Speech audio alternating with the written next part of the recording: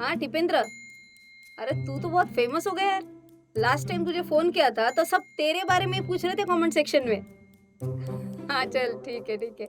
अच्छा ये बता, कोई अच्छा सा क्रिप्टो करेंसी टिप बता देना मुझे। अच्छा, वो ट्वीट करने के बाद वो बढ़ता है वो वाला। हाँ, done.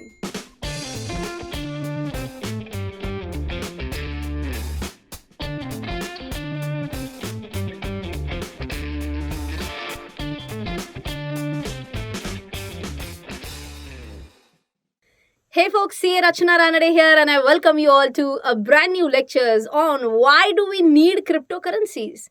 We are going to talk about this in absolute detail, but before that, scammer alert or spammer alert. Now, how does this spam account look like? That's how it looks like. It doesn't have a verified tick. That's how my account looks like. Check out that verified tick. Okay, so be careful before you respond to these comments. One more thing, that's how they are actually putting their comments. These WhatsApp numbers, none of them are mine. So be careful. You also take this initiative, this responsibility of reporting these fraud channels. Well, back in those days, barter trade used to happen. So, what is barter trade? Goods used to be exchanged against goods. So, just as an example, a person used to carry a bag full of wheat to exchange it for a pair of chappals. But then, what was the problem? If that person didn't want a pair of chappals, then what? Finding the exact match was a problem. Now, to solve this problem, gold coins started coming into place where gold coins were exchanged for the goods that were being bought. But as the trade increased, carrying huge quantity of gold was a problem. Now, to solve this problem, governments agreed to issue currency notes whose value was based on gold. So now there was no need to carry gold coins. People could trade using paper. But then what was the problem? Problem was that World War had started and countries wanted full power to print as much money as they wanted to pay for their war costs. And that's when they decided to cut their ties to the gold standard. Well, now the tie to gold was cut. But then to solve this, currencies were pegged or attached to US dollars, and US dollar was in turn pegged to gold at a fixed rate. Then came in the concept of fiat money, a system which has been used globally with variable exchange rates between two currencies. Variable exchange rates basically denotes that the currency rates may change based on demand and supply. But the problem with fiat money is that it gives central banks greater control over the economy because they can control how much money is being printed. Here is where the exact problem lies, that if government prints too much of money, it will result in hyperinflation. And then to solve this problem came in the concept of Bitcoin. To solve this problem of unlimited supply of money, Bitcoin was launched in 2009, wherein the supply of tokens would be capped, would be limited at 21 millions.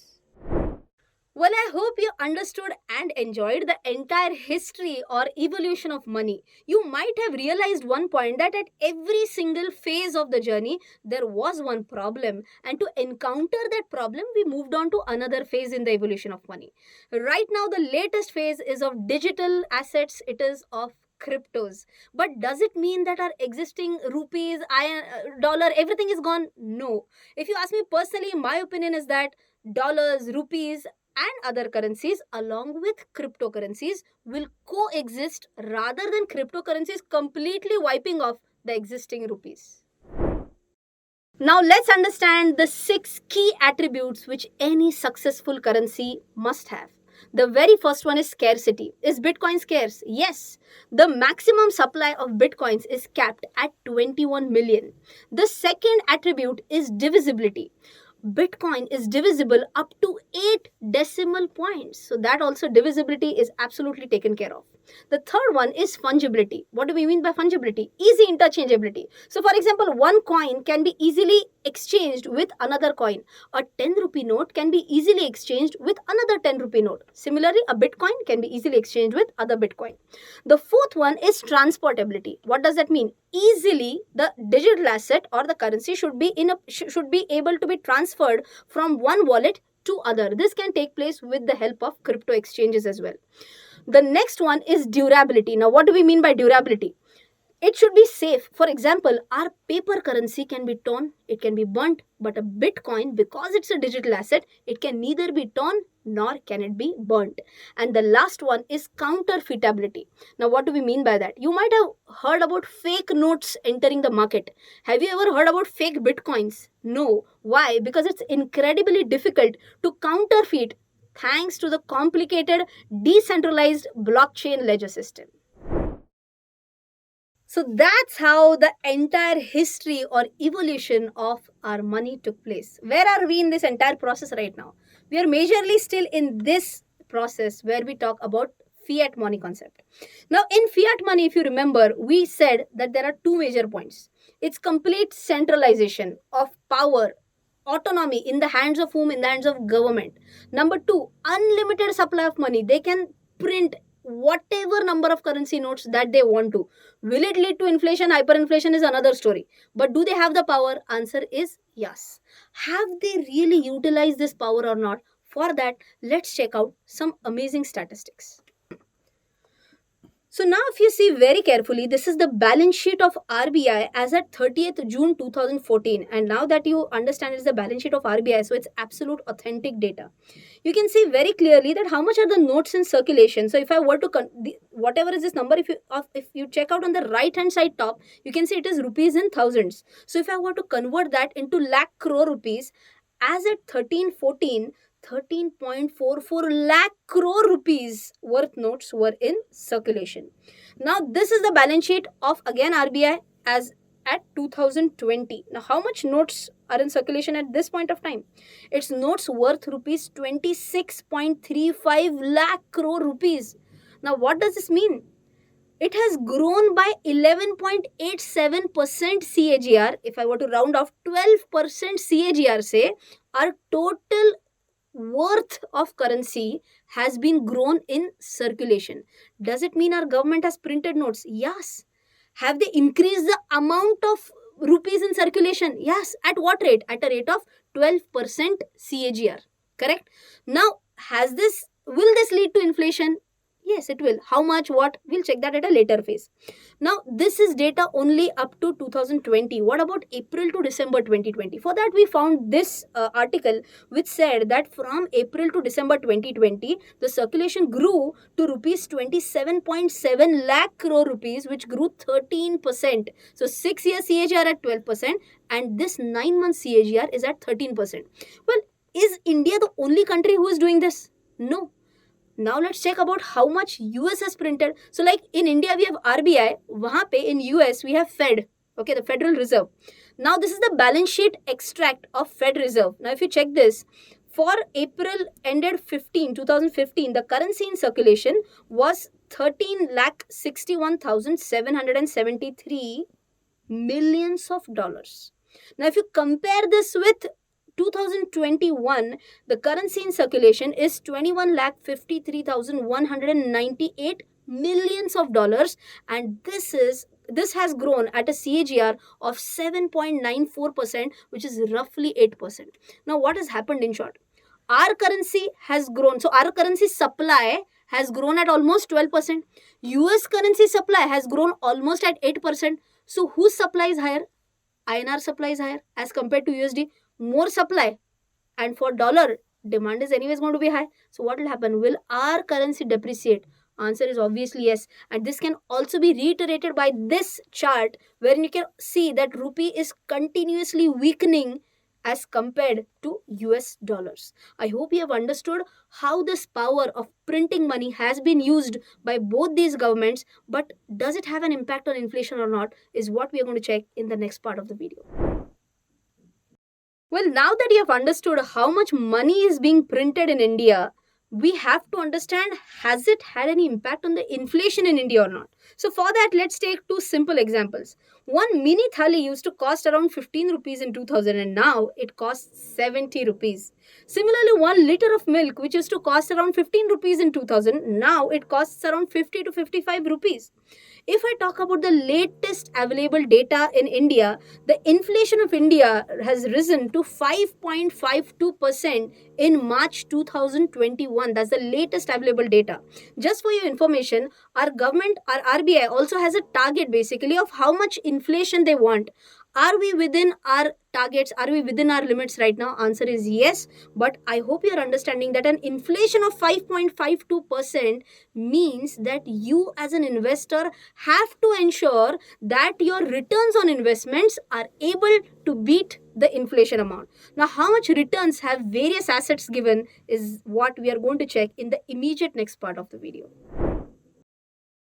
Now let's try and understand how are the investment returns analyzed. For that, there are two schools of thoughts. One is an old school of thought, one is comparatively a new school of thought.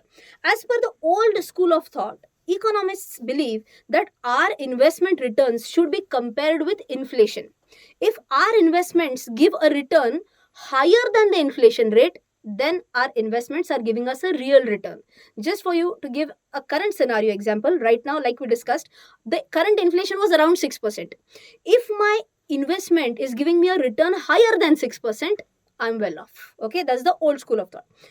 A new school of thought is emerging whereby few economists believe that our return on investment should not be compared only with inflation, but we should also try and compare it with how much currency is coming into circulation. Okay, how much amount is coming into circulation. If you remember, we talked about in India's case, it was 12%.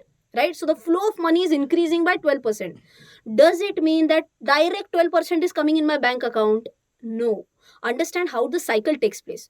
Government pumps this money ideally to industrialists.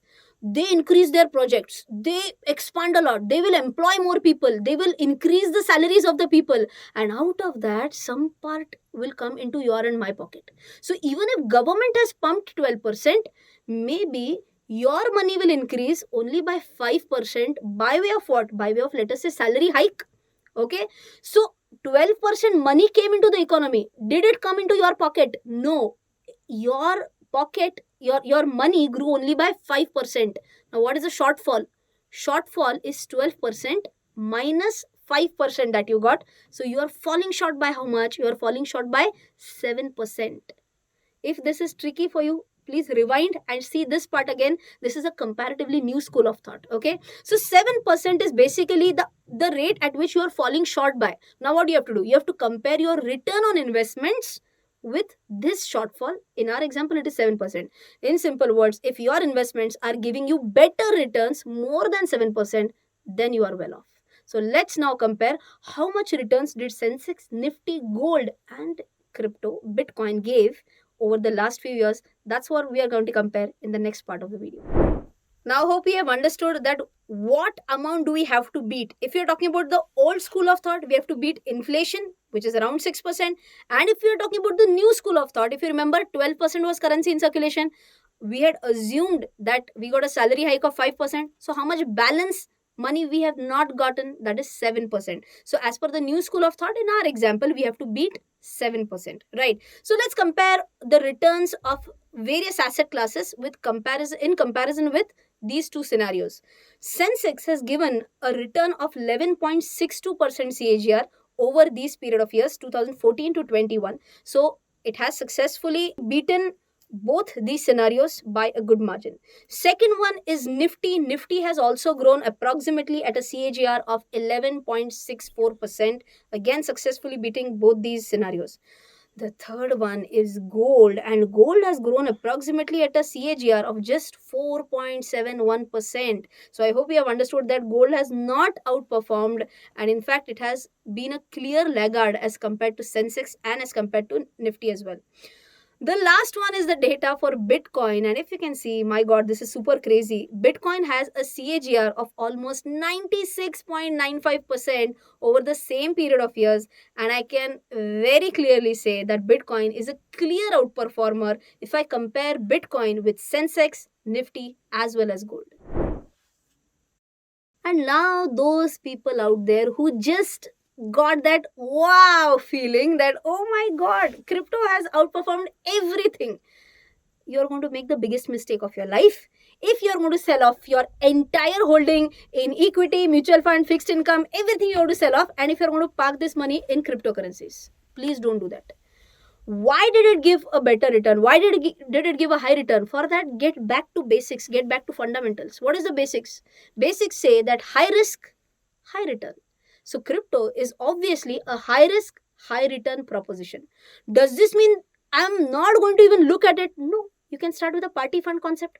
Can you invest in crypto with as low as 500 rupees also? Answer is absolutely yes. How? We are going to immediately check that. Just wait for 2 more minutes. Right? So first of all, understand that you have to keep this in mind, that they may give you very good returns, but cryptos are also very much volatile. Right? So it's a high risk, high return proposition. Number two, there are many people who feel that whatever money they might get in cryptocurrencies, they might get in bitcoins, is going to be tax free. No, it's not tax free. It is taxable. It's taxable under the head income from other sources. Like equity is taxable under the head capital gains, cryptos will be taxed under income from other sources. Number three point that you have to consider is lack of regulation. Currently in India, it's comparatively low or no regulated. But does it mean that regulation hasn't started anywhere? No. In fact, in many developed nations and in few developing nations as well, regulation has started. Singapore, in fact, is a country which has already started initiatives towards regulating the crypto space. And the fourth point that you should consider is that currently we still lack knowledge in cryptos. Like, I feel what people were 30 years ago, as far as equities were concerned, 30 years ago, people used to say, Are equity is equal to satta. Why? Why did they say that? Because they did not know a lot about stock market. That is why they concluded that it is gambling.